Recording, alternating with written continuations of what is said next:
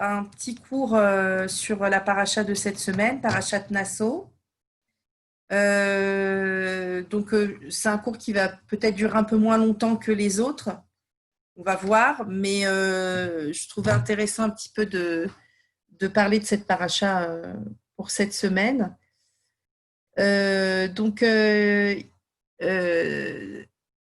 Dans cette paracha, il y a donc plusieurs parties et une grande partie qui va s'insérer entre le début et la fin de la paracha. Et on se demande pourquoi il y a cette partie dans cette paracha. Alors, Parashat Nasso est donc dans le Sefer Bamidbar, qui est un Sefer qui va nous introduire à l'entrée d'Eretz Israël. Et ce qui est assez étonnant dans cette paracha, c'est qu'on continue à parler des sacrifices, alors que normalement, tout ce qui parle des sacrifices et de la manière dont on doit procéder par rapport aux sacrifices se trouve normalement dans le Sefer Vaïkra, dans le livre qui précède Bamidbar. Également, dans ce qu'on va voir et qui est la partie qui s'introduit entre le début et la fin, il va être beaucoup question de pureté et d'impureté, ce qui est également assez étonnant dans ce livre qui est Bamidbar, parce que ces notions aussi de pureté et d'impureté se retrouvent également au même titre que les sacrifices dans le Sefer Vaïkra. Donc cette paracha a cette importance parce qu'elle est un petit peu en décalage et on va se demander finalement en quoi ce dont on parle dans cette paracha est en lien avec la préparation des Bnei Israël en terre d'Israël, des Bnei Israël, oui, en terre d'Israël.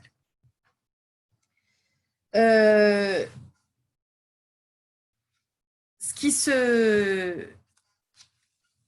se passe également, alors je vais vous décrire un petit peu ce qui se dit de cette paracha.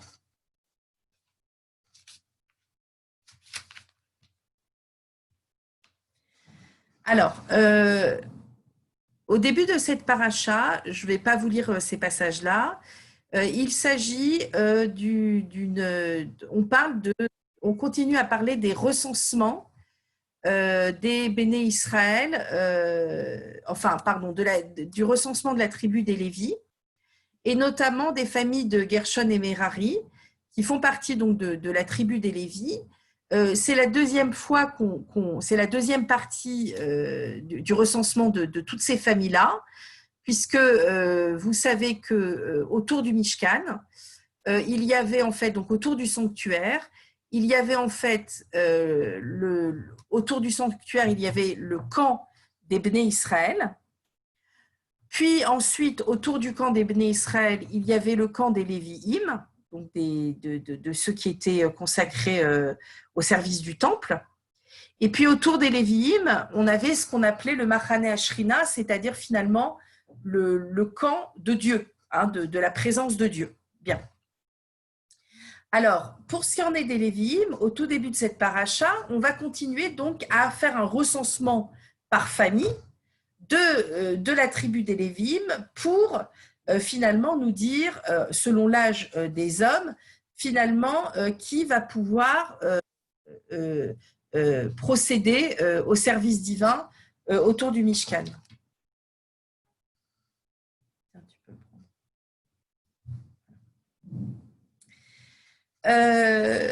Donc voilà ce dont on parle finalement au début donc de cette paracha.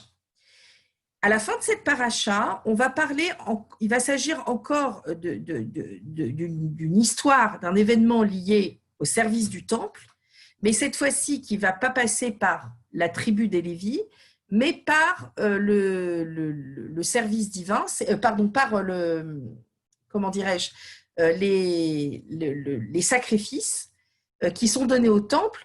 Et on est là au 8e jour d'inauguration du Mishkan, du sanctuaire, et on va nous parler des fameux princes, des fameux Nessi'im, qui vont donc chacun, par famille, donner des sacrifices au Mishkan. Voilà. Alors, c'est une partie un petit peu mystérieuse comme ça, de ces princes qui vont donc, au 8e jour de l'inauguration du sanctuaire, donner des sacrifices au temple.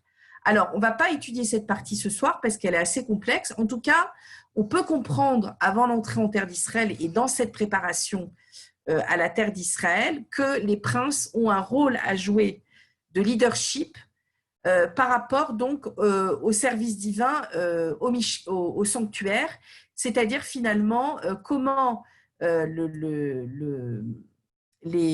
comment dirais-je,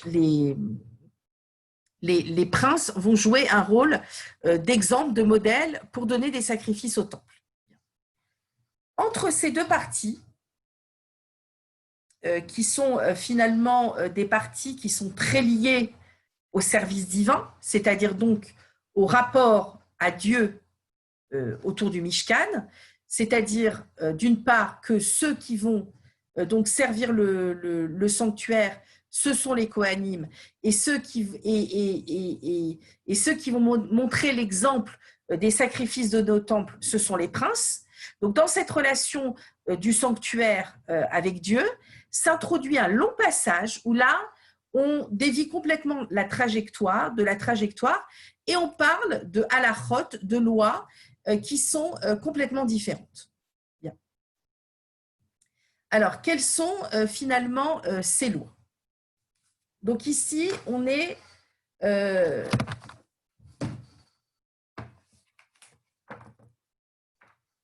dans la paracha Bamidbar.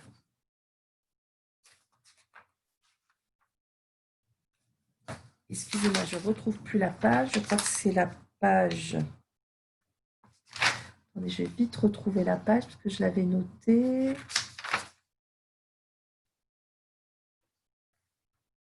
Je vais essayer de la retrouver comme ça.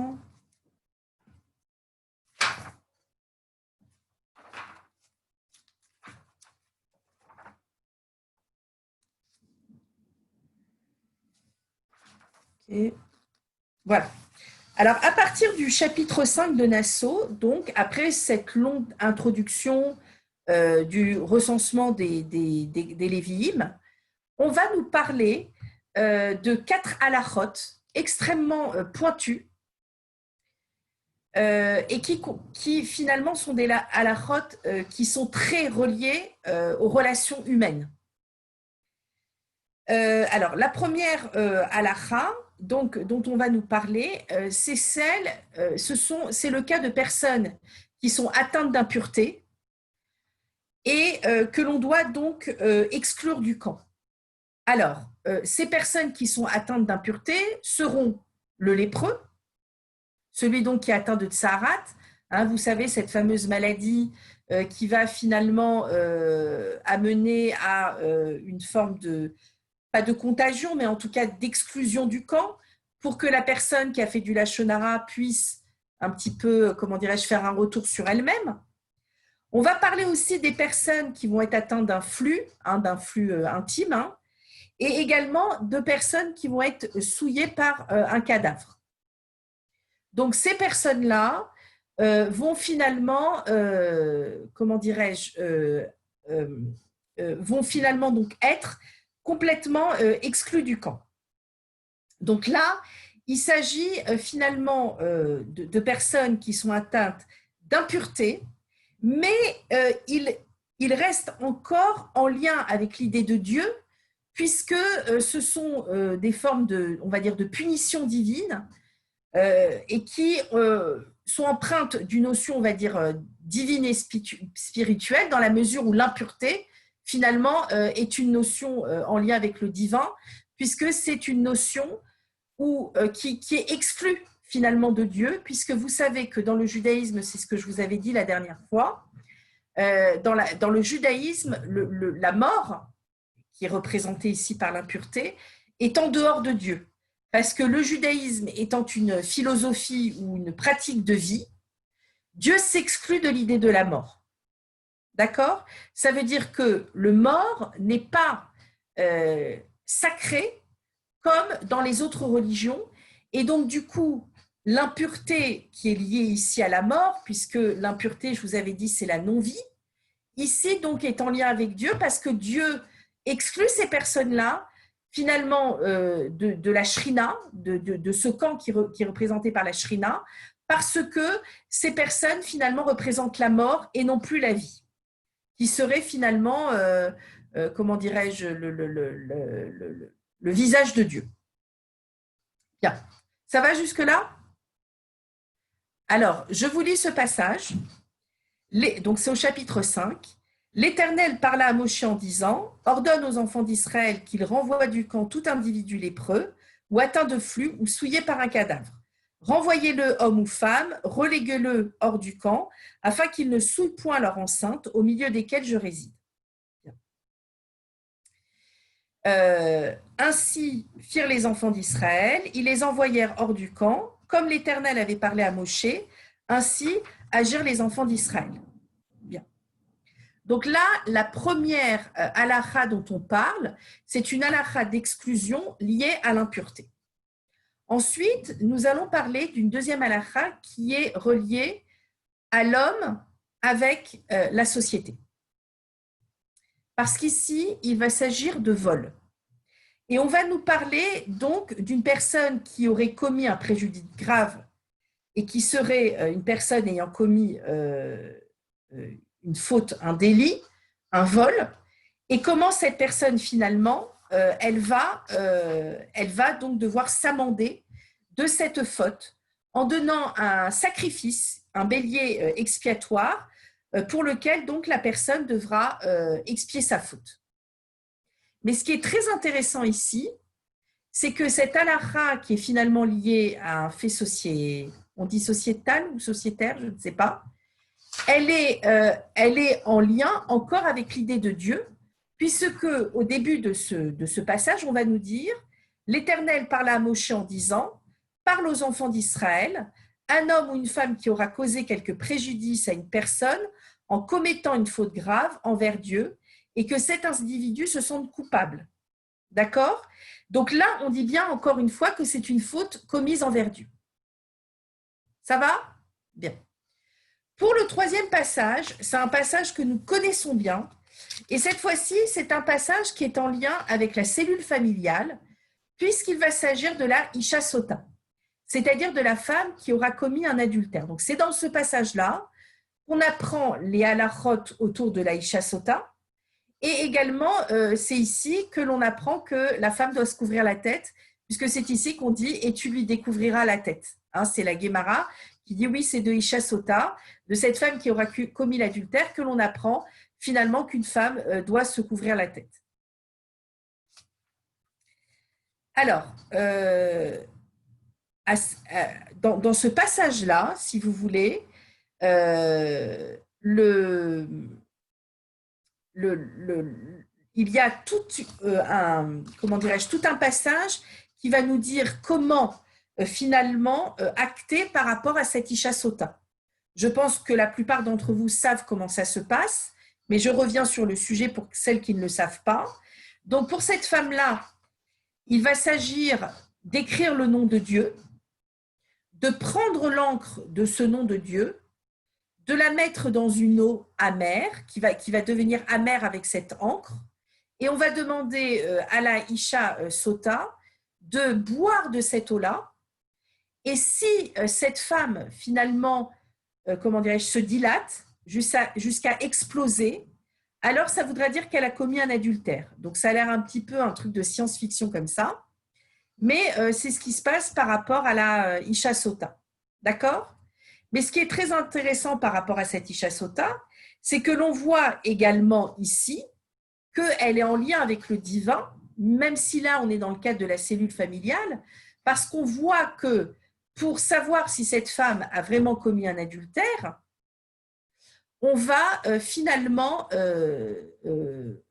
comment dirais-je, avoir ces preuves, enfin, prendre la preuve au sein du Mishkan, au sein du sanctuaire, et ça, par le biais du nom de Dieu. D'accord? Bien.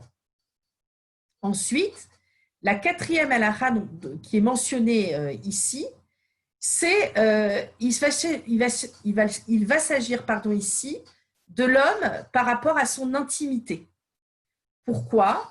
Parce que, comment dirais-je, on va nous parler du rôle du nazir et donc de ce que l'homme va volontairement faire sur son corps pour se rapprocher de Dieu. D'accord? Alors, c'est quoi le nazir? C'est celui qui va faire le néder, la promesse, finalement de se laisser pousser les cheveux et de ne pas consommer d'alcool pendant au moins 40 jours afin de se purifier de manière volontaire et de se rapprocher de plus en plus de Dieu. Finalement, le Nézira, c'est une forme d'ascétisme qui amène petit à petit vers Dieu. D'accord? Bien. Alors, dans cette idée-là, on voit également que cette fois-ci, c'est l'homme qui est en lien avec sa corporalité, avec son corps, mais ceci pour avoir une relation plus proche avec Dieu. Donc là, j'ai résumé ces 4 halachot, mais on voit bien dans ces 4 halachot-là que ça va toucher des choses purement humaines. La première, ça va être de l'ordre du flux ou de toucher un mort ou d'être atteinte de la lèpre, c'est-à-dire d'avoir une certaine forme d'impureté. Et de là, il va falloir amener un sacrifice au Mishkan. Le deuxième va être donc l'idée de l'homme avec la société, puisque là, il va s'agir de vol, d'avoir commis un délit. Mais là, encore une fois, il faut amener un bélier expiatoire, donc il y a quand même l'idée d'un rapport avec Dieu, et on va essayer de comprendre pourquoi. Dans le vol, il y a un rapport avec Dieu. Dans l'impureté, on le comprend. On va dire que c'est la halakha la plus divine, puisqu'on sait que la pureté, comme je vous l'ai dit, c'est une notion très divine, puisqu'elle est empreinte de mort et que Dieu n'est pas la mort. Ensuite, la troisième halakha touche la cellule familiale avec l'Aïcha Sota, et on essaye de comprendre pourquoi on doit utiliser le nom de Dieu pour comprendre que cette femme a commis un adultère. Qu'est-ce que ça vient dire? Alors qu'ici, on est dans le cadre de la cellule familiale. Et pourquoi ça doit se vérifier également au sein du Mishkan. Et dans la quatrième halakha, on est dans l'homme avec sa corporalité, avec son intimité. Et là, donc, on va se demander, finalement, dans ce rôle du nazir, pourquoi le nazir, finalement, va devoir également toucher son corps pour se rapprocher de Dieu de manière volontaire. Et est-ce que cela, finalement, est quelque chose de bien? Et est-ce que cela, finalement, va, comment dirais-je, est-ce que cette volonté de se rapprocher de Dieu en touchant son corps est quelque chose de voulu par Dieu? Est-ce que c'est quelque chose, finalement, qui va toucher à l'humanité du nazir ou pas?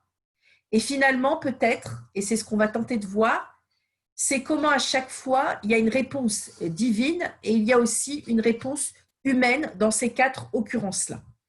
Et je ne vais pas faire un très très long cours, surtout que ce soir, on n'est vraiment pas très nombreuses. Alors là, ce soir, c'est petit comité, mais c'est très bien quand même.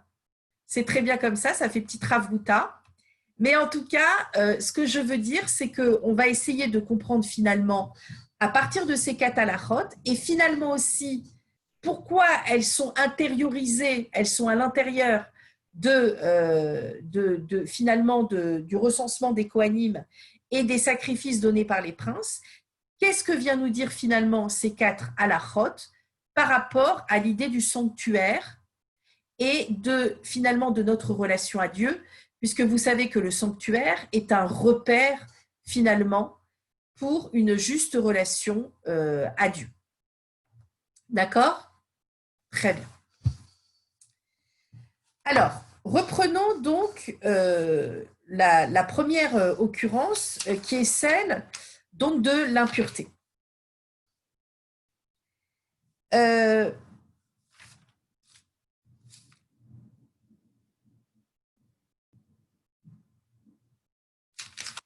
le,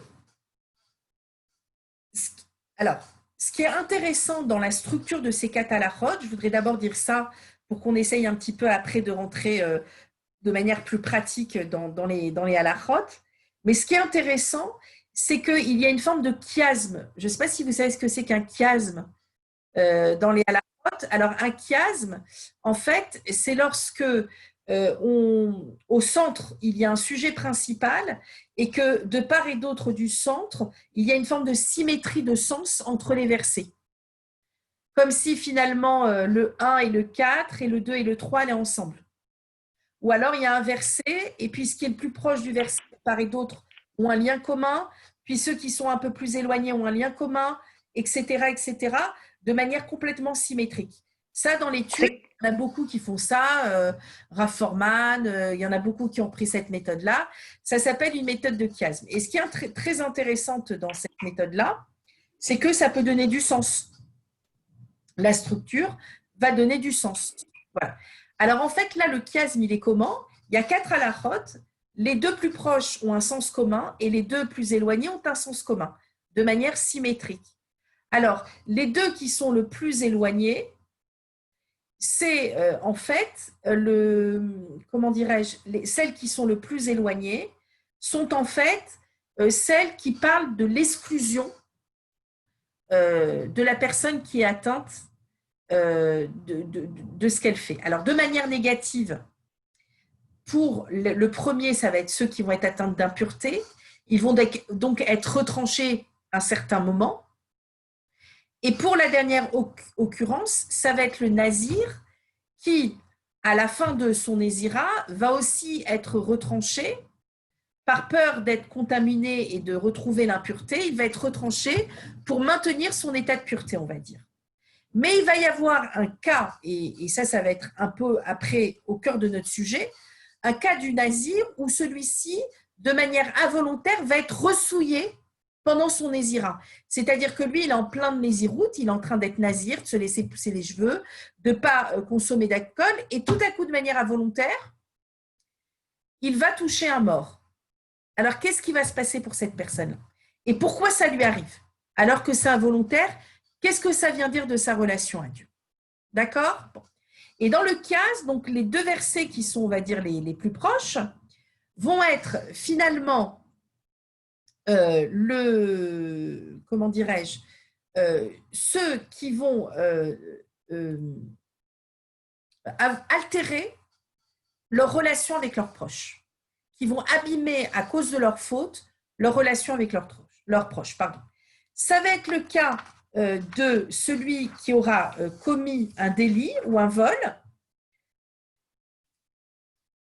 Pourquoi? Parce que l'on va nous dire au verset 8, si cette personne n'a pas de proches parents à qui l'on puisse restituer l'objet du délit, l'objet restituable sera remis à Dieu pour le Kohen, indépendamment du bélier expiatoire par lequel on lui obtiendra grâce. Ça veut dire que normalement, il en reviendrait à un proche parent de rembourser la dette. D'accord?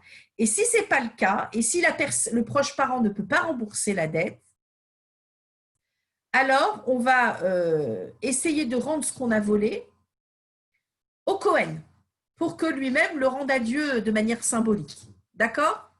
Mais vous voyez que lorsque quelqu'un vole quelque chose, Dieu dit bien, ça touche la famille. Parce que la famille va devoir être responsable du remboursement de la dette. Et Isha Sota, évidemment, c'est encore plus, on va dire, clair, dans la mesure où pour Isha Sota, eh bien, il va s'agir finalement de, comment dirais-je, de cette personne qui va donc toucher à la cellule familiale et qui va donc, on va dire, porter préjudice à son mari et aussi à ses enfants, puisque cette personne, donc, ça va être reçu de manière officielle, puisque elle doit être mise au Mishkan, et donc, évidemment, on doit comment dirais-je, Elle va donc évidemment provoquer un tort et elle va aussi, et c'est ce qui est intéressant, altérer la confiance envers ses proches. C'est-à-dire qu'il va y avoir un doute mis en place et donc finalement une méfiance complètement humaine vis-à-vis de cette femme. D'accord. Alors, ce qui est très intéressant, c'est que dans ces deux occurrences qui sont les plus proches, si on le lit en hébreu, il va s'agir d'un terme qui va revenir à deux fois et qui va être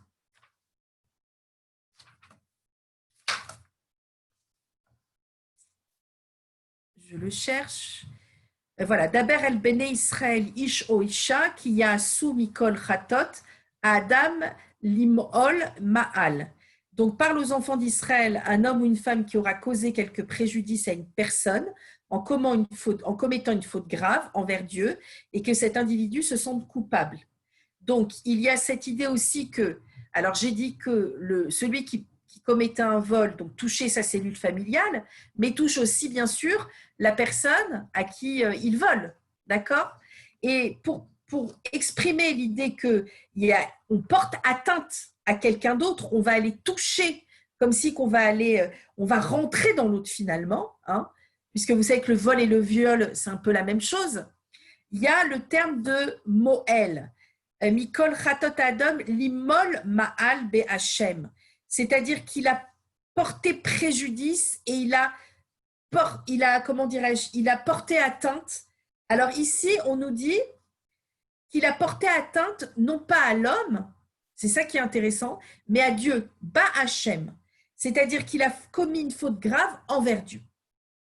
D'accord? Et alors, pour Isha Sota, on va dire, on va avoir le même terme de porter atteinte, mais cette fois-ci vis-à-vis du mari. Puisque nous allons dire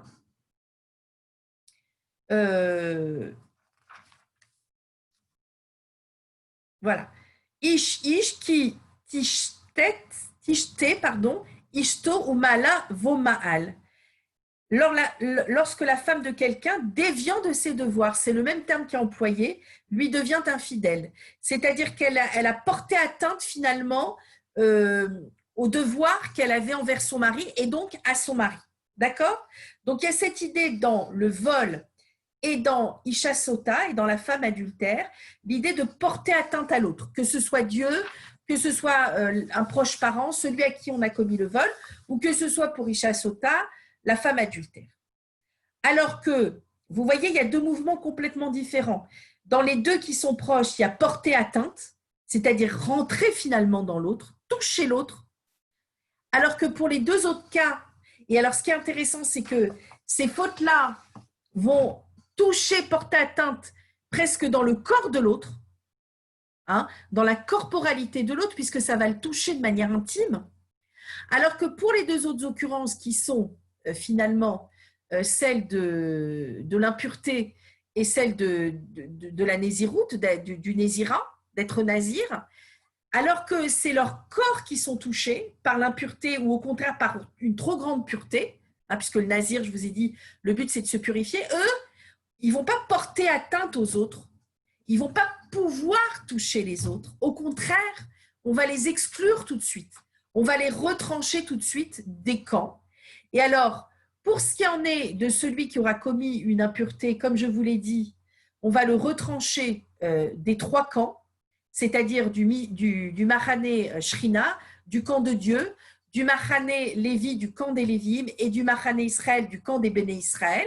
Hein, je vous ai dit, c'est des cercles comme ça autour du Mishkan. Par contre, pour celui qui aura commis un vol, pour celui qui aura commis un vol, que je ne dise pas de bêtises,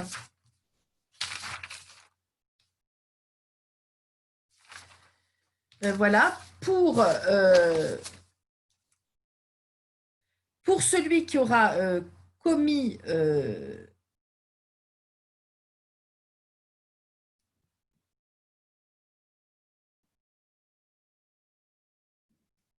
j'arrive pas à le retrouver. Pour celui qui aura commis un vol, il devra donc être retranché, comme je vous l'ai dit, alors, comme il a porté atteinte, il devra aussi lui être, porter une faute afin de ne pas être retranché. Et pour Isha Sota, pareil, et je voulais parler de la quatrième exclusion, qui est celui de la Néziroute. Alors, le Nazir également va devoir être retranché pendant un certain temps des 3 camps afin donc de maintenir, comme je vous l'ai dit, sa pureté. Bien.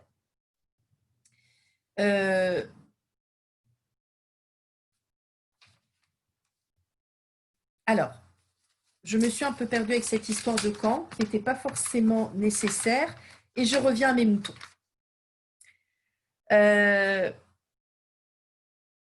Donc, je disais, pour l'impureté,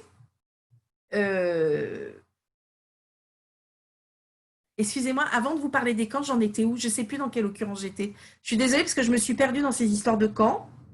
Est-ce que vous pouvez me redire où est-ce que j'en étais ou pas, ou vous vous en souvenez pas?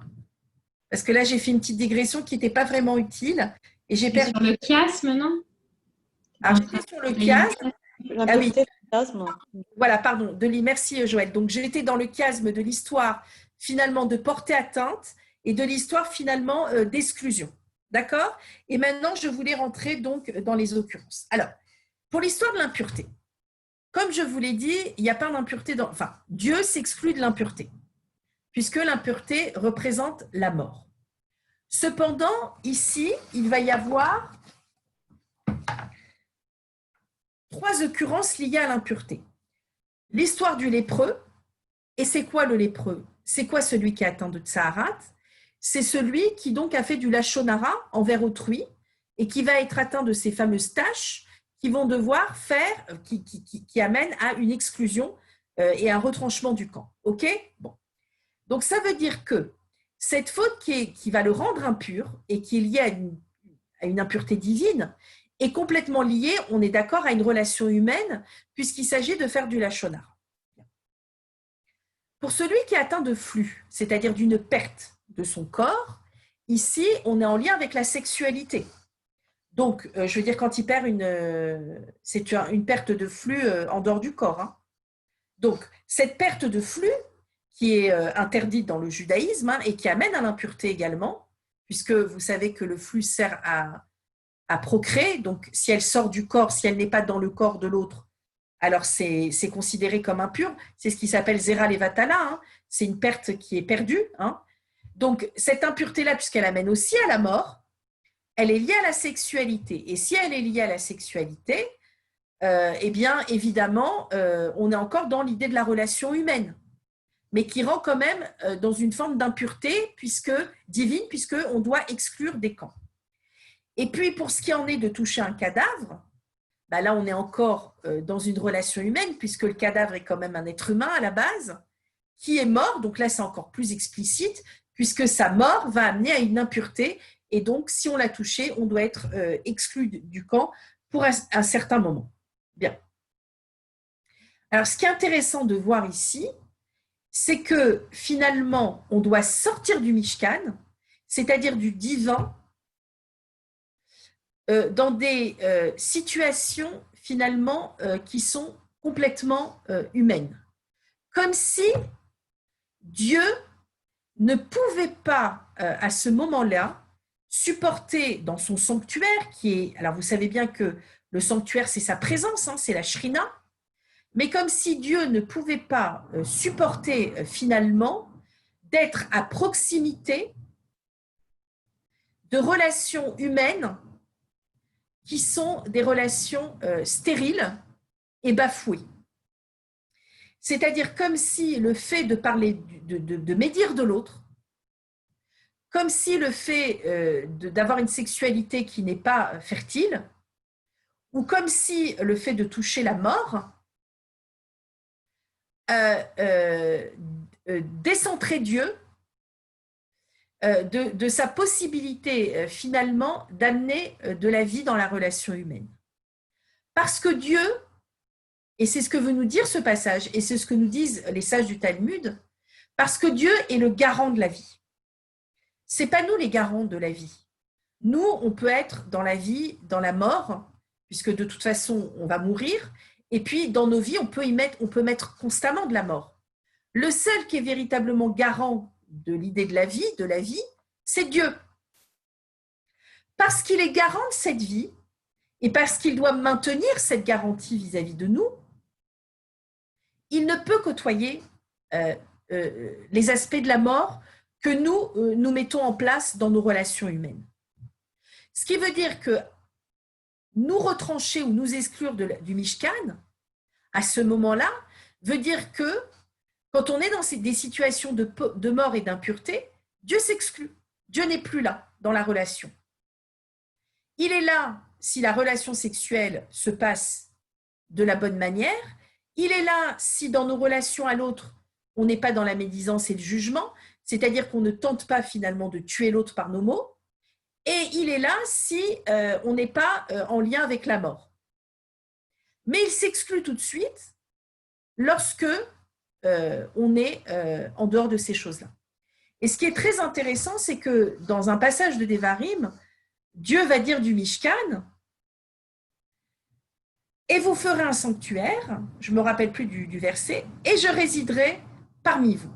Ce qui veut dire que finalement, Dieu, c'est ce que je vous ai dit au départ, mais ce n'est pas tellement vrai, Dieu finalement n'est pas dans le sanctuaire. Dieu finalement est parmi les béné Israël. C'est-à-dire que le Mishkan ne représente pas la présence de Dieu. Le sanctuaire, puis plus tard le temple, ne représente pas la présence de Dieu. Dieu, lui, il est parmi nous si on arrive à avoir une bonne relation au Mishkan. C'est très différent. Et pour avoir une bonne relation au Mishkan, il faut d'abord avoir une bonne relation entre nous. Donc, qu'est-ce que ça veut dire ici, avoir une bonne relation au Mishkan? C'est que le Mishkan ne va servir qu'à réparer, par le biais des sacrifices, nos problèmes de relation entre nous. D'accord? Bien. Ça va, Joël? Ça va? Oui, j'ai un petit souci perso, mais ça va aller. Ah, d'accord, excuse-moi. Faut que j'arrive à le calmer, mais j'arrive. Ah ouais, ok. Ça sera peut-être la peine, désolée. Il n'y a pas de souci. Alors, je rentre un peu de manière laborieuse dans chaque occurrence, mais la paracha, c'est un peu ça. C'est plus compliqué parce qu'il faut essayer d'y mettre du sens. Bien. Alors ensuite, pour la deuxième occurrence, qui est celle du vol, où là, on est vraiment en lien avec l'homme et la société, la question est, ici, dans des relations complètement humaines, où la personne a porté atteinte à sa famille, a porté atteinte à la personne à qui il a volé, pourquoi nous dit-on que la personne porte atteinte à Dieu? Vous vous souvenez, je vous ai dit, il y a le terme de Moël, mais cette fois-ci, c'est qu'il a porté préjudice à Dieu. Pourquoi, quand on vole, on porte préjudice à Dieu?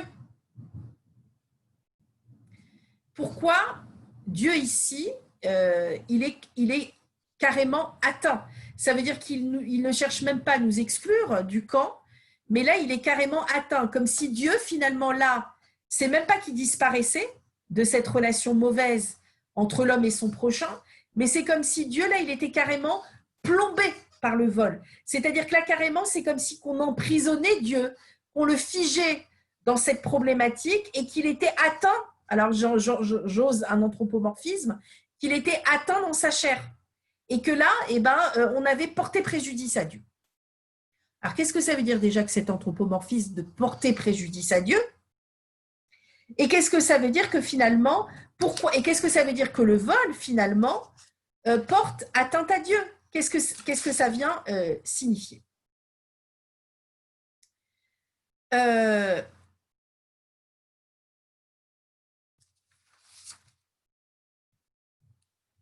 vol,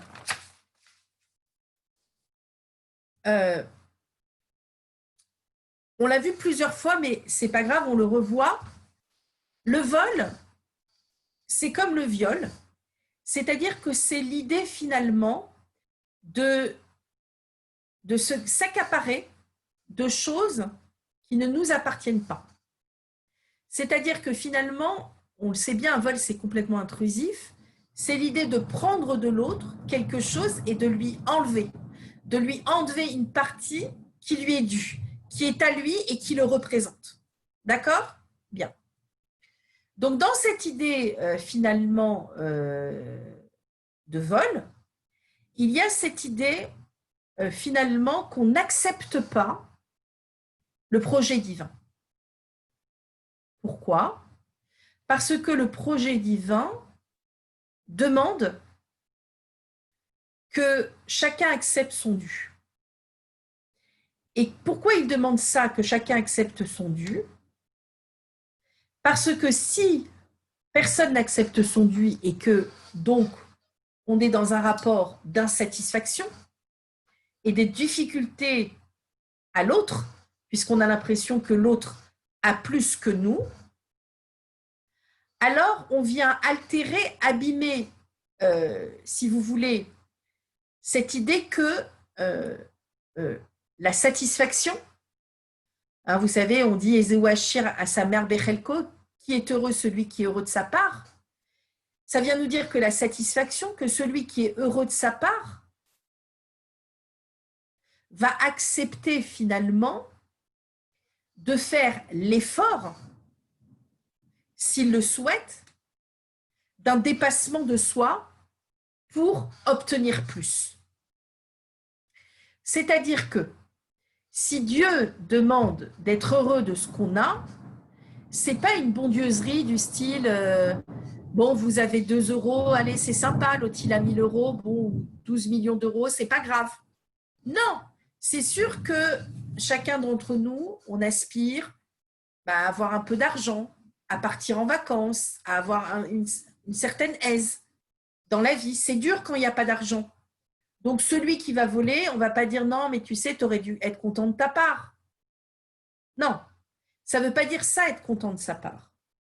Ça veut dire que si tu es content de ce que tu as, c'est-à-dire que la vie, elle t'a mise dans ça, alors tu dois faire l'effort de voir finalement ce qui manque, non pas à cause de l'autre, mais en toi, pour essayer de voir comment finalement tu peux bonifier et combler tes manques. Mais en fait, quand on dit Ezewachir à sa mère Bechelko, c'est aussi, je dirais, pour le riche. Pourquoi? Parce que, vous savez, on sait très bien que ceux qui ont de l'argent ne sont jamais vraiment très satisfaits. Ils veulent plus, plus et plus. Donc, ça veut dire que pour le riche, il y aurait cette idée de se questionner de comment être bien avec cet argent, comment être satisfait et comment finalement l'utiliser à bon escient. C'est ce qu'on dirait en hébreu lishma, c'est-à-dire au nom de Dieu. Parce que finalement, n'avoir pas assez d'argent ou avoir trop d'argent, c'est le même principe. C'est le principe d'un juste milieu à acquérir. Et ce juste milieu, c'est l'image de Dieu qu'on doit avoir en nous. Parce que le juste milieu, c'est l'envie d'un tzedek, d'une justice, hein, comme quand on dit donner la tzedaka aux pauvres. Et si vous voulez, ce tzedek, cette justice, elle permet finalement d'équilibrer les choses. Hein, c'est un peu comme des vases communicants. C'est-à-dire, celui qui n'a pas assez doit aspirer à plus. Celui qui a trop, c'est pas qu'il doit aspirer à moins. Mais en tout cas, il doit penser à un équilibre du monde. Faire des dons, à donner, à utiliser son argent à bon escient, etc., etc. Et c'est ça, être Ezewachir à sa mère Bechelko. C'est pas, oh, je suis content de ce que j'ai et je me satisfais de ça.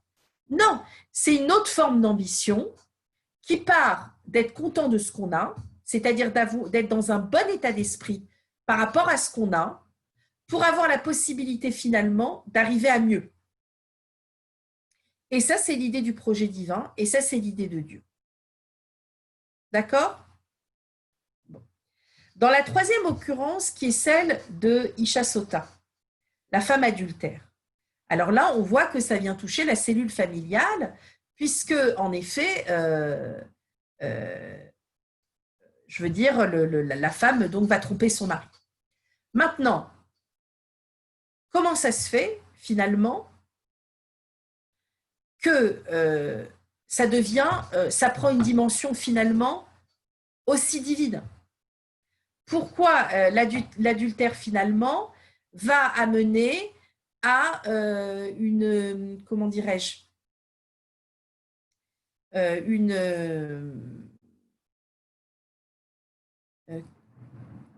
une punition aussi divine et aussi mystique.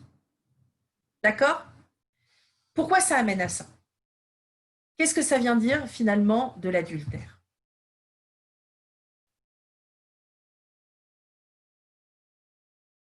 Qu'est-ce que c'est que tromper l'autre? Et ce qui est d'autant plus intéressant, et où ça vient repositionner le débat humain, c'est que si le mari n'est pas intègre dans sa méfiance, c'est-à-dire que lui aussi, il aurait été un petit peu olé olé, et qu'il a dit, oui, ma femme m'a trompé, mais que lui, finalement, il aurait peut-être fait aussi des bêtises, eh bien, la femme, évidemment, n'est pas du tout atteinte dans son corps. C'est-à-dire que les fautes de son mari, en quelque sorte, la purifie elle et fait en sorte que ça enlève la punition. D'accord?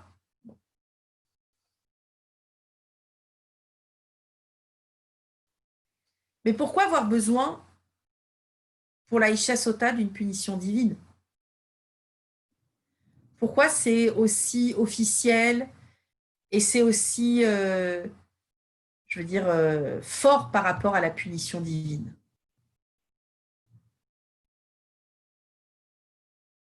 Un couple, pour reprendre un peu la théorie de Platon ou la théorie de Béréchit, c'est deux moitiés. D'accord? C'est deux moitiés qui se retrouvent. Hein, le serpent au Gan Eden, c'est celui qui a tenté de séparer les deux âmes sœurs qui étaient Adam et Chava. C'est-à-dire qu'à la base, il y a deux âmes sœurs qui doivent se retrouver. D'accord? Ça veut dire qu'avant le mariage, le corps de l'un et le corps de l'autre est découpé en deux finalement. C'est-à-dire que l'homme et la femme ont leur propre individualité, ont leur propre histoire, ont leur propre corporalité, sexualité, etc. Mais par rapport à l'idée du projet divin, qui est l'idée de la vie finalement,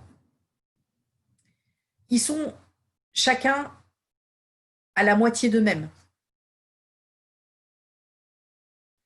C'est-à-dire que pour regarder, on va dire, dans la bonne direction, et pour finalement regarder dans la direction de l'idée de la construction, il faut qu'ils retrouvent leur moitié, leur âme sœur. C'est pour ça d'ailleurs que sous la roupa, on brise le verre.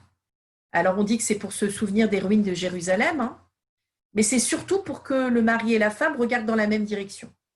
Et c'est quoi cette direction? C'est celle en effet, du temple qui a été détruit, mais regardez les pierres de ce temple et espérer sa reconstruction. Le couple doit se sentir à l'image de ce temple qui doit être reconstruit, c'est-à-dire, ensemble, il va y avoir une reconstruction à partir des fondements de nos deux individualités, pour exprimer les choses comme ça. Mais le travail du corps et de la sexualité et de la rencontre à l'autre dans l'intimité fait partie de ce travail de reconstruction. Et c'est pour ça que, juste avant, on parlait de cette impureté, cette zera levatala, ce flux qui serait en vain, qui est lié à l'impureté. Parce que la reconstruction par le couple avec la sexualité, l'intimité, et cette idée de fonder une famille. D'accord? Parce que le monde ne peut se reconstruire et ne pourra pas arriver jusqu'au temps messianique, si on veut, et jusqu'à une paix complète, sans une envie, finalement, sans cesse, de construire le monde et de le peupler. Pourquoi? Parce que Dieu, c'est ce qu'il ordonne à l'homme dès sa naissance. quand il n'est qu'encore que masculin et féminin, c'est pour vous. Croissez, fructifiez et multipliez-vous. Donc, si l'homme sort de ce projet divin et de cette direction divine, il perd l'espoir de l'humanité et il perd l'espoir du projet divin. Il sort de Dieu et donc il sort de cet espoir messianique que nous avons, qui est cette idée de paix. C'est-à-dire que finalement,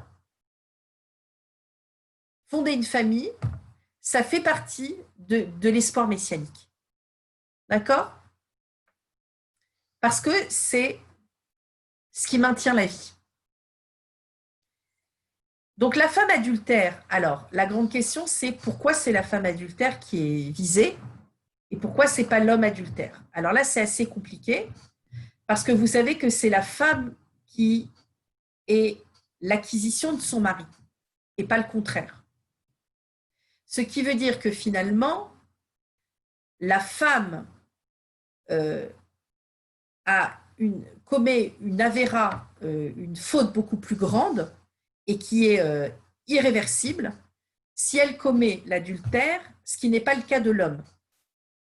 Jusqu'à nos jours, si une femme commet un adultère, elle ne peut ni retourner avec son mari, ni aller se marier avec l'amant. Alors que pour l'homme, ce n'est pas le cas. Pourquoi? Alors, je n'ai pas vraiment de réponse de commentaire. Là, c'est complètement personnel. Hein. Pourquoi? Parce que je pense que le corps de la femme, on va dire, ce n'est pas une question, à mon avis, même si dans la réalité, ça semble très injuste et qu'il y a des problématiques autour de ça, mais je pense que le corps de la femme étant nekeva, c'est-à-dire réceptacle de l'idée de perpétuer l'homme, comme c'est elle qui porte l'humanité en elle, elle ne peut permettre, si je puis prendre une métaphore, que deux bateaux arrivent à bon port. C'est-à-dire que elle ne peut accueillir qu'une histoire. Si elle en accueille deux, elle n'est plus dans l'espoir messianique. Parce que chaque corps féminin doit être le réceptacle d'une histoire masculine. Sinon, on est encore, je pense que on est un peu encore dans les mêmes considérations, on est encore un peu dans l'idée du vol, du viol et de l'inceste. C'est-à-dire dans l'idée finalement d'aller vers quelque chose qui ne m'appartient pas. C'est-à-dire vers une forme d'insatisfaction, de convoitise, de vouloir autre chose du dû que j'aurais. Et également aussi l'idée que je mélange deux histoires dans mon corps. Et donc je crée une forme d'amalgame, et c'est ça peut-être l'idée de l'adultère, c'est l'idée finalement que j'amalgame deux histoires masculines en moi, et que je n'ai pas le droit de faire ça. Alors, pourquoi c'est l'inverse pour l'homme? Là, je ne parle pas d'exigence morale, où l'homme, évidemment, ne doit pas tromper son épouse, mais je parle peut-être en termes plus de spiritualité, de projet divin. Il est possible, mais je n'ai pas étudié la question, que finalement, l'homme, et peut-être c'est pour ça que la polygamie, même dans le judaïsme, a existé pendant très longtemps, il est possible que l'homme, pour cette notion de pour vous, de multiplier ou fructifier, a cette possibilité de mettre de son histoire masculine dans plusieurs réceptacles féminins. Mais je ne sais pas trop, je ne veux pas trop me lancer. En tout cas, moi, par rapport à la femme, j'ai l'impression qu'il y a l'idée dans son corps de ne pas amalgamer des histoires, de ne pas amalgamer des rencontres. D'accord? Parce que finalement, quand la femme commet un adultère dans sa corporalité, finalement, c'est comme si qu'elle mélangeait, c'est un peu trivial ce que je veux dire, mais deux hommes ensemble. Ça veut dire deux histoires ensemble. Et là, elle est vraiment dans ce qu'on appellera l'abomination ou l'amalgame. Donc, pourquoi avoir besoin dans cette histoire humaine et familiale de Dieu? Parce que Dieu, il est là pour séparer. Dieu, il demande au nom de la vie que les deux corps se séparent au moment de Taharat HaMishpacha, au moment des lois de pureté familiale. D'accord? C'est-à-dire que Dieu ici n'est pas comme au moment du vol ou au moment de l'impureté, le garant de quoi que ce soit. Il est autre chose à ce moment-là. Il est le tiers qui va permettre la relation à deux. Hein? On dit toujours que dans un couple, on est trois. Il y a l'homme, la femme et Dieu. Parce que Dieu, finalement, il est cette juste distance qui va permettre la juste relation entre l'homme et la femme. C'est-à-dire que Dieu, il est là. Hein, je ne sais pas si celles qui ont... S'il y en a qui... Oui, je pense que pas mal d'entre vous ont étudié avec moi Sarah et Abraham. Il est celui qui va finalement faire émerger une possibilité d'une rencontre et d'une relation entre l'homme et la femme sans que cette relation soit amalgamée, soit fusionnelle, soit dans la mort. D'accord? Parce que Dieu est ce tiers-là, on est obligé de faire rentrer dans la femme ce liquide avec le nom de Dieu, comme si, avec ce liquide, on essayait de nouveau de séparer ces deux histoires qui ont été amalgamées dans l'utérus de la femme. Comme si Dieu essayait de remettre de la séparation, de la distance. Qu'il est vraiment ce tiers qui va essayer de séparer dans le corps. Et c'est pour cela que tout ce travail se fait au Mishkan, là où on doit réparer les relations humaines, et se fait par le nom de Dieu dans le corps de la femme. Mais ce qui est très intéressant, comme je vous ai dit tout à l'heure dans cette histoire-là, c'est que l'homme qui aurait fauté, c'est-à-dire qui aurait commis un adultère lui aussi, alors on ne va pas lui faire boire les eaux, mais s'il a condamné sa femme et que sa femme a bu les eaux, alors qu'est-ce qui va se passer? Il va se passer que sa femme ne va pas être punie parce que Dieu aura su que l'homme aura commis lui aussi, n'aura pas été très net et lui aussi aura fait des choses pas bien.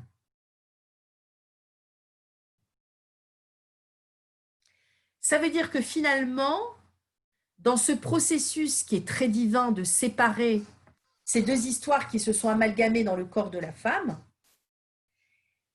Dieu revient à une relation humaine, à quelque chose de complètement humain, qui est, mais si l'homme lui-même ne s'est pas porté garant de cette relation, de la pureté de cette relation, alors Dieu n'a pas à faire ce travail.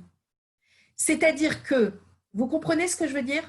C'est-à-dire que Dieu, finalement, ne se substitue jamais au mari. Il est là pour jouer ce tiers, son rôle de tiers, et séparer les deux histoires qui ont été amalgamées. Mais si l'homme a fauté, alors Dieu se retire du corps de la femme. Pourquoi? Parce que Dieu n'est pas le mari, et que donc il ne peut pas se substituer au mari. Si l'homme a fauté, alors Dieu ne peut que préserver la femme et ne peut rien faire. Et c'est ça qui est extraordinaire. Vous imaginez? Comme là, finalement, Dieu devient humain, si je puis me permettre. C'est-à-dire comment, finalement, Dieu, lui aussi, a l'humilité de se retirer. Alors qu'on aurait pu être dans une religion, hein, comme beaucoup disent, la femme adultère, il chasse au tas, qu'est-ce que c'est cruel et qu'est-ce que c'est barbare. Mais c'est dans ces petits détails qu'on comprend toute l'humanité de Dieu et comment c'est pas barbare. C'est en comprenant que Dieu, on n'est pas là pour pointer du doigt la femme adultère, on est là pour y remettre de la distance en elle. Et ce qui est extraordinaire, c'est que si l'homme a fauté, alors Dieu se retire et ne va pas jusqu'au bout du processus. Parce que Dieu a l'humilité de ne pas réparer les fautes du mari et de voir que dans une justice du couple, si le mari a fauté, alors il ne peut rien faire. Ce qui va s'en suivre après, c'est-à-dire que la femme va avoir le corps dilaté, exploser, etc., etc. Alors, de ce que j'avais entendu, mais je ne suis pas sûre, apparemment, cet épisode ne s'est jamais réellement passé, que c'est plutôt une image, si vous voulez, finalement voilà, de faire tout ce processus, comme je vous dis, de séparation, là où il y a de l'amalgame, mais après, la dimension que la femme aurait explosé, etc., etc., je pense que c'est plutôt, comment dirais-je, comment on pourrait dire, comme une allégorie très très forte voilà, de l'idée de la mort finalement. C'est-à-dire, puisque deux histoires sont amalgamées, alors autant que ça explose et autant vous voyez ce que je veux dire, que l'utérus il explose parce qu'il ne peut pas être réceptacle de ces deux histoires-là. Voilà. Et pour moi, alors après, là, ça reste encore très personnel, ça me fait un peu penser que finalement, cette femme qui exploserait, ce serait l'idée d'un destin qui exploserait et qui pourrait finalement ne plus aller avec le mari et ne plus aller avec l'amant. Vous voyez, il y a cette idée finalement que le corps, il est expulsé de la possibilité d'être dans une ou dans l'autre histoire parce qu'il a amalgamé ces deux histoires. Vous voyez ce que je veux dire? Alors évidemment, il peut retrouver une troisième histoire, ça, c'est pas interdit. C'est pas interdit. La femme, elle peut se remarier avec un autre homme, mais qui ne sera ni le mari, ni l'amant. D'accord? Quand elle aurait eu, bien sûr, son guet, son divorce. Bien. Alors, pour la quatrième occurrence, qui est celle du nazir, donc ce nazir-là, il va nous permettre de conclure aussi le cours. On va l'étudier, il va peut-être nous amener à une conclusion du cours.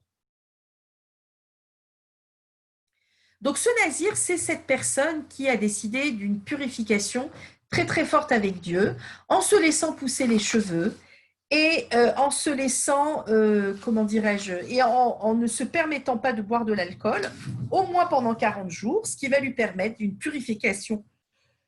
Excusez-moi. Pardon, je suis désolée. Une purification, je suis un peu fatiguée, une purification et qui va donc lui permettre de se rapprocher de Dieu. Bien. Je cherche juste mes notes pour voir si j'oublie rien au niveau du. D'accord. Ok. Bien. Alors,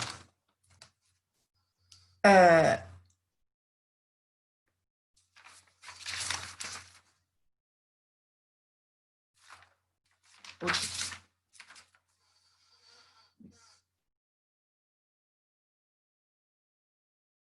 Alors, ce qui est très intéressant dans l'idée du nazir, c'est que il n'a pas, comment dirais-je, le nazir a des règles plus strictes que le Cohen.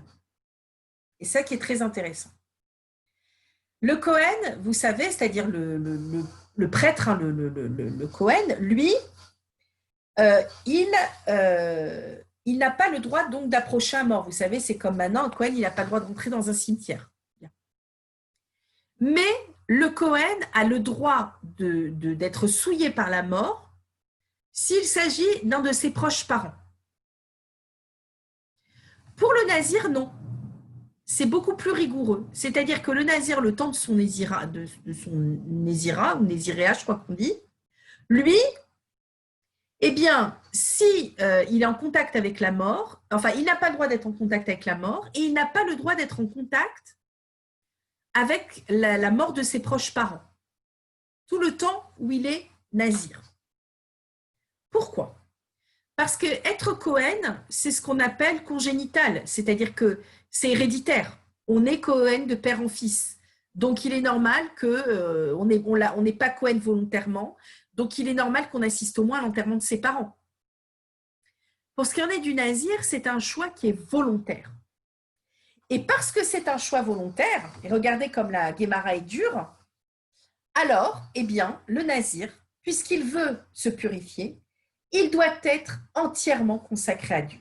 C'est-à-dire que là, il n'a aucunement la possibilité d'être souillé par la mort. D'accord?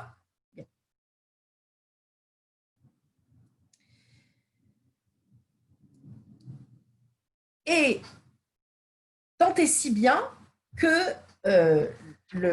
on nous dit aussi, la Guémara dit que tellement le nazir, il est proche de Dieu, qu'on n'a pas du tout peur qu'il retombe. D'accord?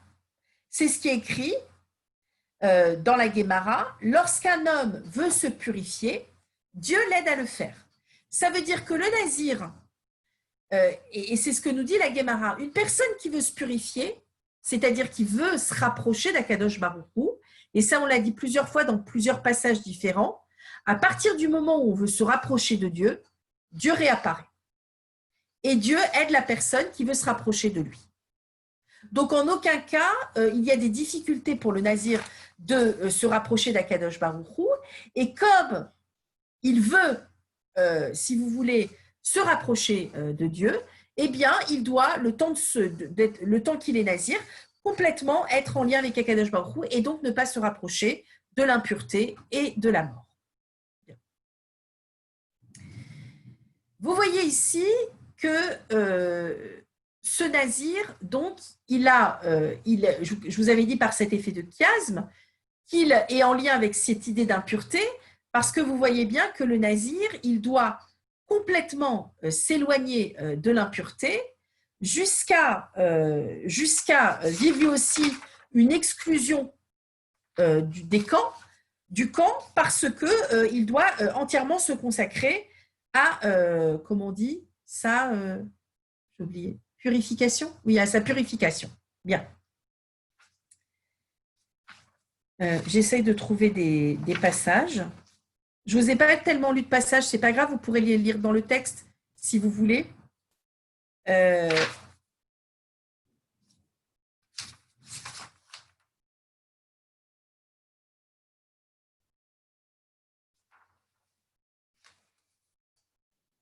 D'ailleurs, je vois que c'est marqué que le nazir peut être un homme ou une femme. Hein, ouais, incroyable. Incroyable. Ça peut être une femme aussi. Ouais, un homme ou une femme, c'est ce que je viens de lire. Ouais. Voilà. Donc, tout le temps, c'est verset 6, tout le temps de son abstinence en l'honneur de l'Éternel, il ne doit pas approcher d'un corps mort pour son père et sa mère, pour son frère et sa sœur. Pour cela même, il ne se souillera point à leur mort, car l'auréole de son Dieu est sur sa tête. D'accord?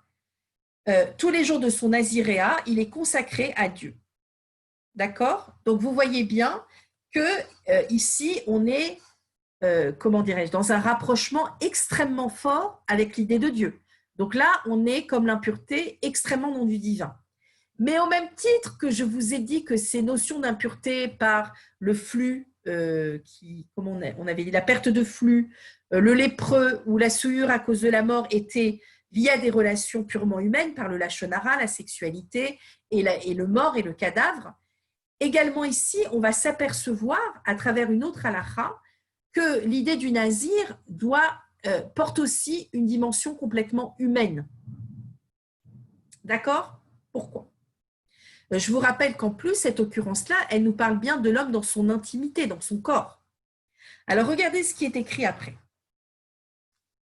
Si quelqu'un vient à mourir près de lui inopinément, ce sera une souillure pour sa tête consacrée.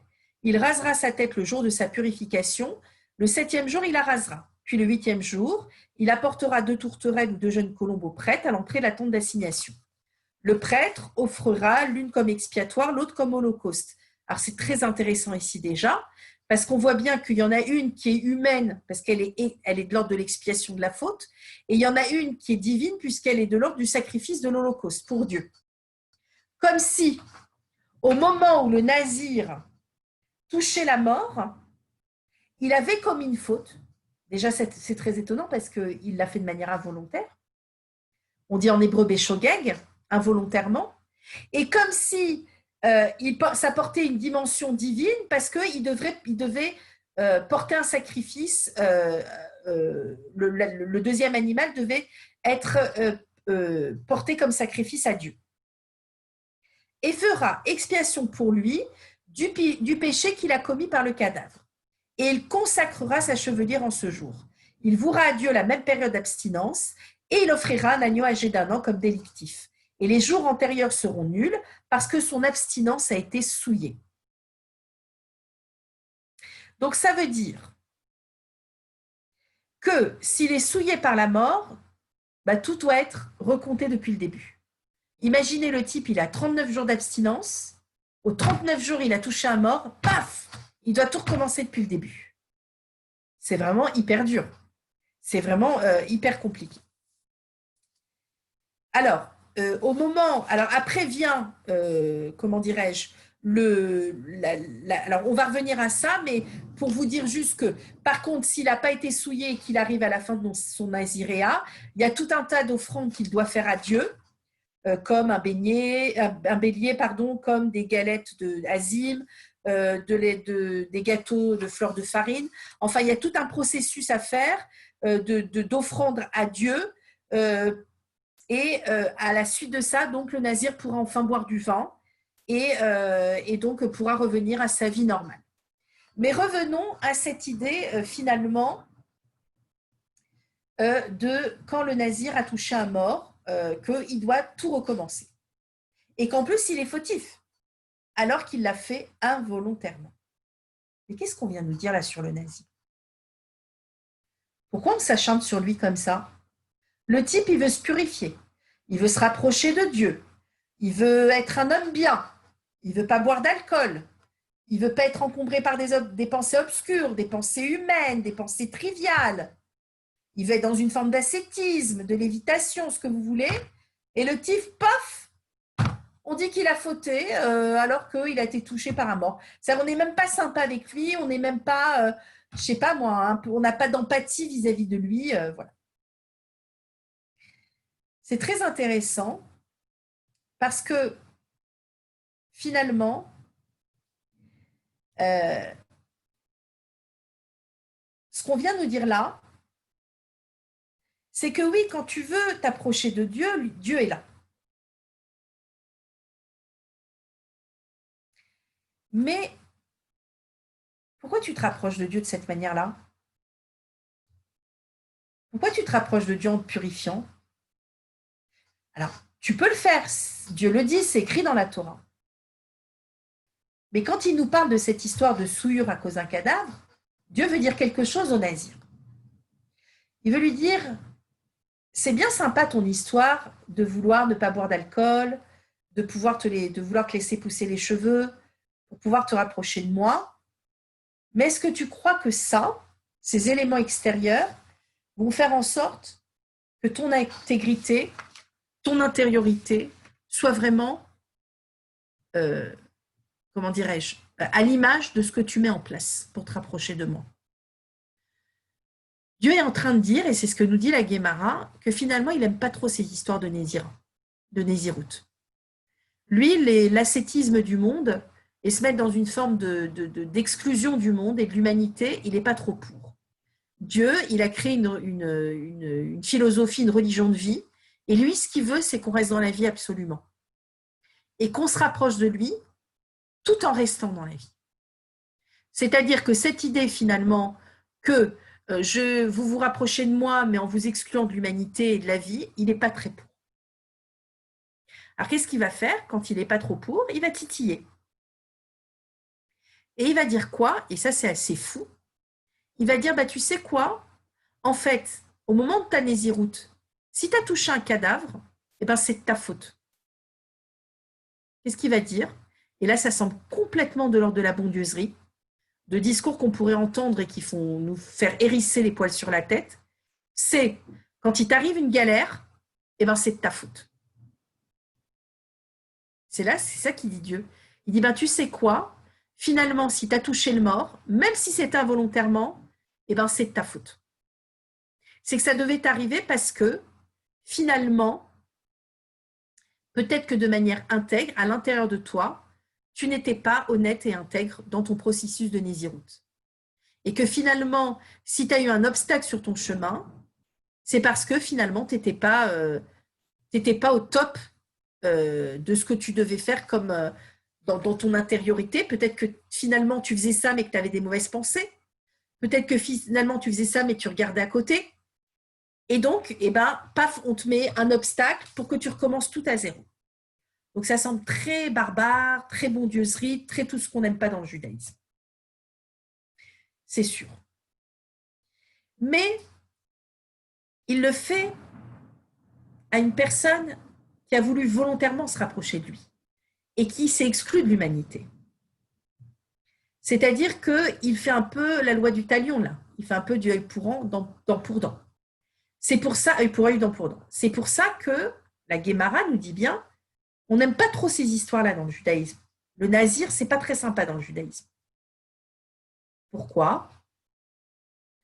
Parce que on veut faire comprendre, en effet, qu'il y a quand même un sens à avoir pour nous qui n'avons pas du tout l'inspiration d'être des nazirotes, quelque chose par rapport à notre approche de Dieu. Et le constat qu'on veut nous donner, c'est un constat qui est complètement humain et qui est très joli. C'est que finalement,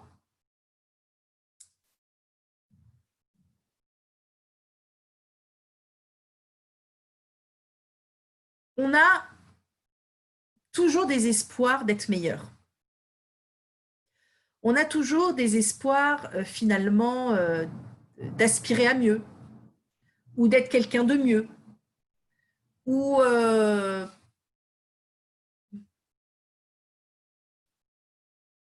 d'être plus que ce qu'on est finalement. Et ça nous donne le sentiment d'être un peu au-dessus. Et cet idéal qu'on se donne de vie nous donne même le sentiment qu'on croit noble de nous rapprocher de Dieu,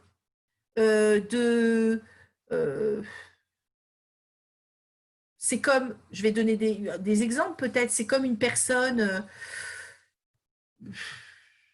comment dirais-je, qui n'est pas forcément très pratiquante, qui ne connaît pas tellement l'étude de la Torah, parce que ça n'a pas été dans son histoire familiale, et qui soudain veut que ses enfants aillent dans les grandes écoles hyper religieuses, avec une étude hyper poussée, et que finalement l'enfant, quand il rentre le soir, il dit à ses parents, ouais, toi chez toi c'est pas cachère, je veux plus manger dans ta vaisselle, je veux plus manger de ta nourriture, le rabbi il a dit, ou mon rav il a dit, ou un tel il a dit, et moi je veux plus. Ça arrive souvent ça dans des familles. Parce que ce parent, il a voulu mieux que lui pour son enfant. Parce que ce parent, à travers son enfant, il s'est vu meilleur. Et ça peut arriver que ce soit par rapport à la religion, mais ça peut arriver pour les études, ou ça peut arriver dans le couple, ou ça peut arriver pour d'autres choses. C'est-à-dire des attentes de beaucoup mieux. Et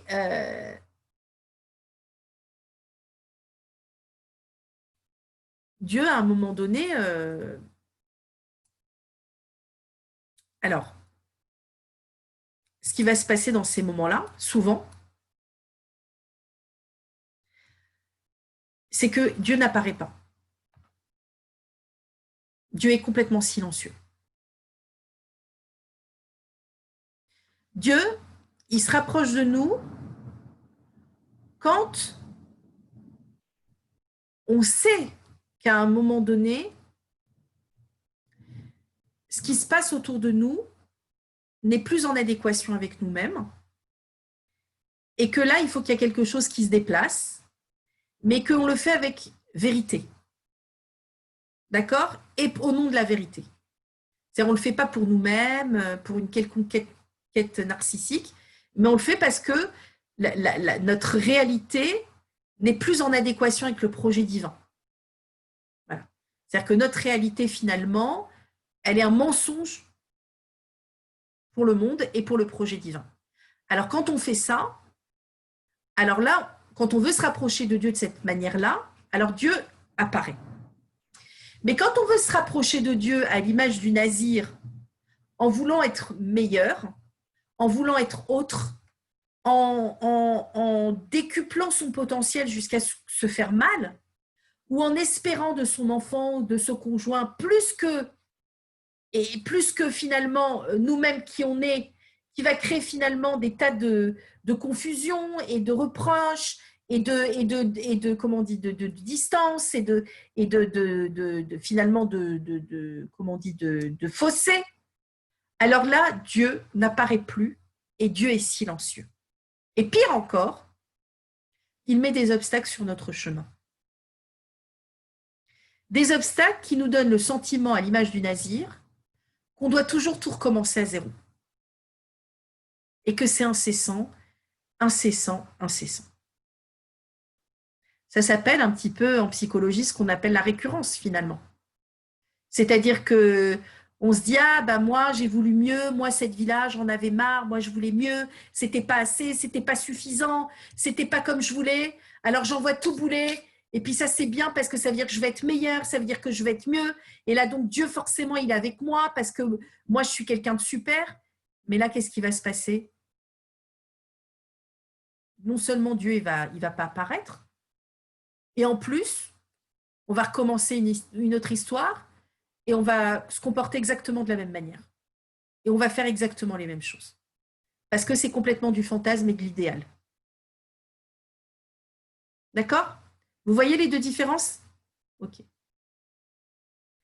Alors, Dieu il reste silencieux. Jusqu'à ce qu'on comprenne et qu'on prie pour se dire mais non, c'était surtout pas ça. C'était surtout pas vouloir être quelqu'un d'autre. C'était surtout pas sortir de mes limites à moi ou de mon potentiel ou de qui je suis. C'était pas surtout pas vouloir être quelqu'un d'autre que moi-même. C'était pas chercher un idéal de moi. Et je vous le répète, le nazir, il est contesté dans la Guémara. On n'aime pas trop ces histoires d'idéalisation de soi-même et de son corps. On n'est pas pour.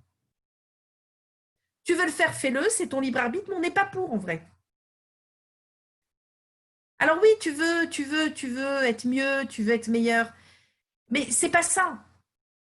Est-ce que ta réalité, elle est en adéquation avec toi-même? Est-ce que tu te connais suffisamment pour voir, au lieu de vouloir être autre, est-ce que toi, avec toi-même, tu es en adéquation avec ce que tu vis? Est-ce que tu as mis les choses en place ou fait les bonnes rencontres ou construit ta vie pour que ce soit finalement en lien avec toi-même et que ça te rende heureux? Pourquoi tu te fais violence? Pourquoi tu vis des choses que tu n'as pas envie de vivre? C'est ça la vraie question à se poser. Pourquoi tu dois vivre des choses que tu n'as pas envie de vivre? Au nom de qui, au nom de quoi? La vie, elle est courte, comme on dit. Ah, si tu te poses cette question, alors là, Dieu, il est content. Parce qu'il veut que tu t'aimes. Il veut que tu sois en paix avec toi-même. Il veut que tu sois dans ta réalité. Il n'a pas envie que toute ta vie, tu vives des guerres internes et avec les autres. Dieu, il est là pour la paix. Dieu, il a mis en place le Kohen, non pas juste pour faire le service au temple, mais surtout pour qu'il y ait la paix entre les hommes, pour gérer ces histoires d'adultère, d'impureté, de la shonara. Il est là, et c'est pour ça qu'elles sont là au moment, dans ce moment où on se prépare à rentrer en terre d'Israël. Hein. Béalotécha, la paracha d'après, ça va être encore la préparation en terre d'Israël. Et c'est dans ce moment où on se prépare à entrer dans cette terre-là que le Kohen, alors on parle du Kohen, on le recense, mais vous voyez que, alors on se dit, mais pourquoi on parle de ça? Normalement, les sacrifices, l'impureté, c'est dans Sefer Vaïkra, ça y est, daï. Pourquoi on m'en reparle? Mais parce que là, le Kohen, il a un autre rôle. Ce rôle, c'est d'amener l'amour entre les gens, l'équilibre entre les gens. Et il nous montre des tas d'histoires qui sont déséquilibrées. Parce que les personnes, finalement, elles n'ont pas réussi à voir si c'était en adéquation avec elles ou pas. Isha Sota, mais pourquoi tu veux une autre histoire en toi? Qu'est-ce qui se passe? Qu'est-ce qui se joue? Ou alors divorce et remarie-toi si tu veux une autre histoire. Mais pourquoi t'en mets deux en toi? Pourquoi t'es lâche? Pourquoi tu fuis? Qu'est-ce que ça t'apporte? Pourquoi tu fais du lâche-shonara? Pourquoi tu parles de l'autre? Finalement, qu'est-ce que ça t'apporte? Qu'est-ce que ça vient dire de toi-même?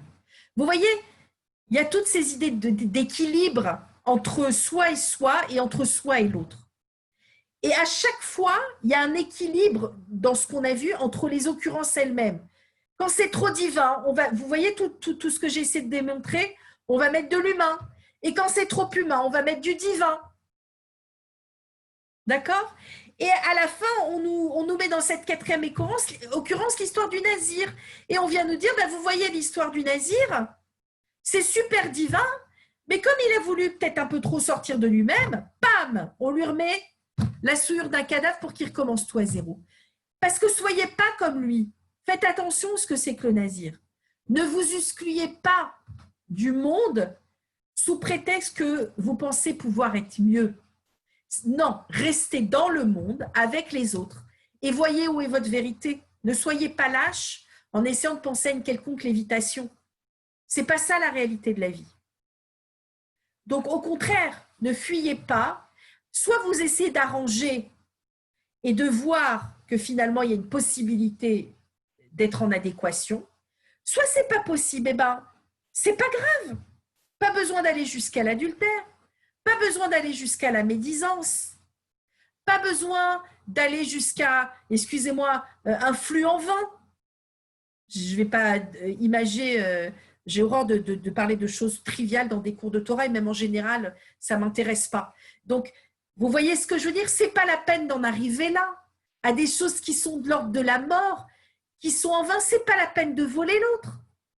Ce n'est pas la peine de vouloir convoiter l'autre et de se dire, bon, bah, puisque l'autre il a mieux que moi, et ben peut-être qu'en le volant, j'aurai mieux moi aussi. Mais non, tu as le choix. Tu as le choix. Tu as le choix de faire des efforts pour gagner plus d'argent. Tu as le choix de divorcer si tu n'es pas heureux avec ton mari ou si tu n'es pas heureux avec ta femme. Tu as le droit d'essayer de mieux te voir toi-même pour ne pas juger les autres. Tu as le droit d'être mieux et tu as le droit de vivre en adéquation avec toi-même. Avant de terminer, pour essayer finalement de comprendre ce que c'est que le Mishkan, comme on vient de sortir de Shavuot et des Aseret Adibrot, j'avais bien aimé, je crois que c'était le grand rabbin Bernam qui avait parlé de ça. Vous savez que dans les, alors je ne suis pas sûre, hein, mais où je fais un mélange de deux cours, mais vous savez, en fait, il y a 5 paroles positives et 5 paroles négatives. D'accord? Donc, il y a Dieu qui t'a fait sortir d'Égypte, respecte ton père et ta mère, etc. etc. Je ne sais plus tellement l'ordre, etc. Et puis de l'autre côté, il y a les négatives. Ne vole pas, ne tue pas, etc.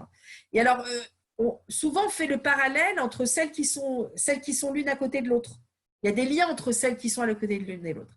Et alors, il y a un lien puisque tu dois respecter ton père et ta mère afin que tes jours se prolongent sur la terre, et juste à côté de la convoitise. Et tu ne convoiteras pas ton voisin, ton prochain. D'accord? Alors, on se demande pourquoi ils sont à côté. Alors, c'est très intéressant le lien qui est fait.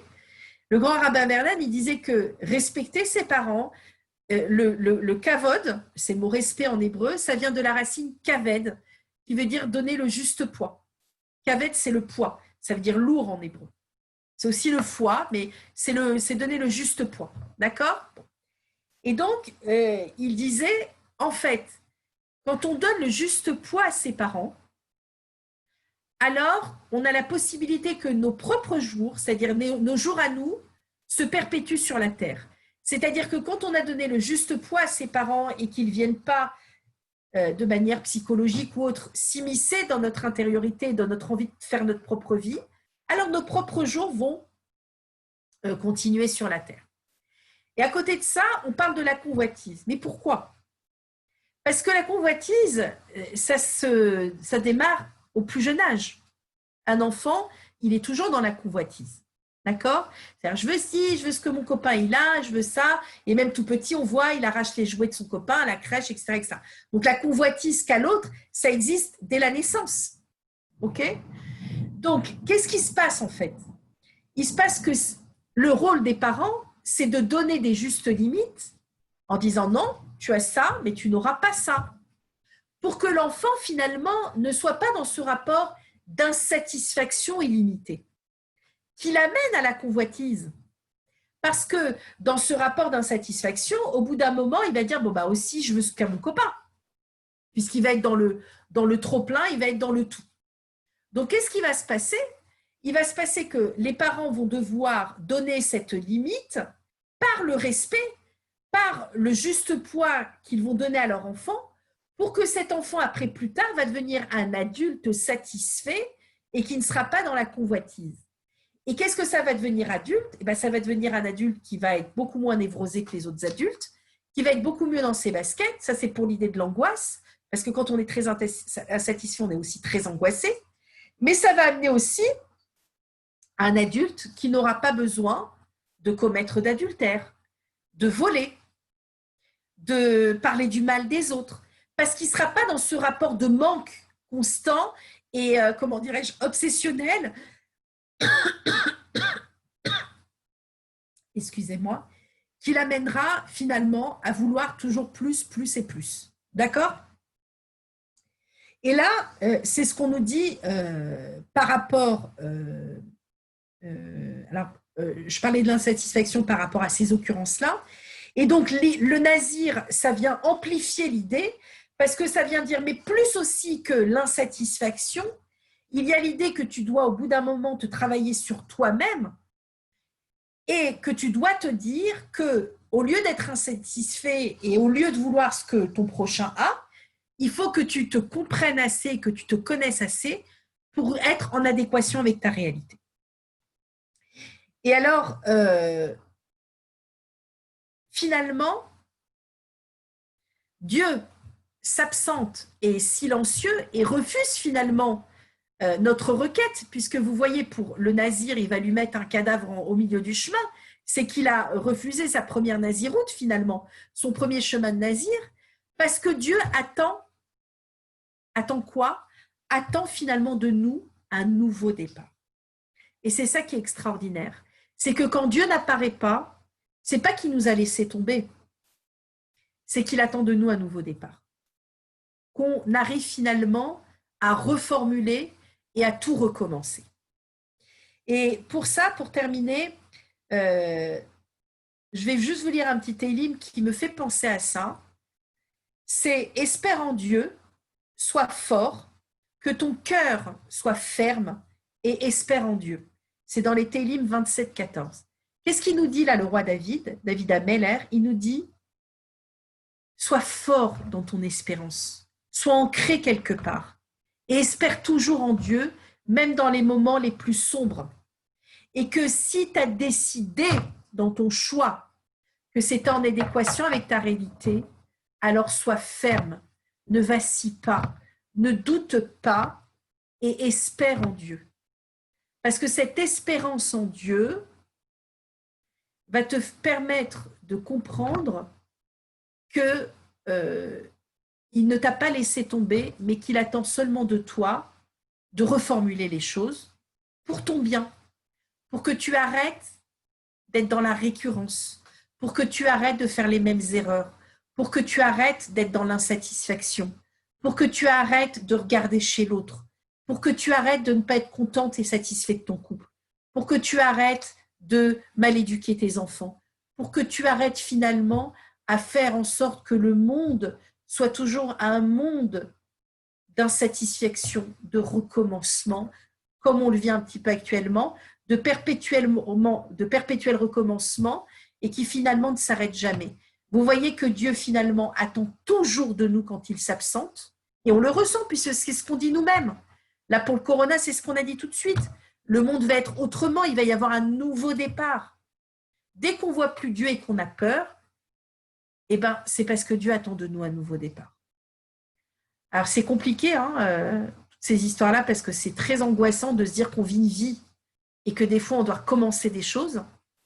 Mais c'est sortir aussi de l'enfance parce que des fois, pas des fois, on a tous un idéal de vie, on pense tous que ça va toujours durer et que la mort ne va pas venir de quelque chose parce qu'on n'a tous pas envie que la mort elle soit là. On n'a tous pas envie, finalement, de manière symbolique, d'être souillé par un cadavre.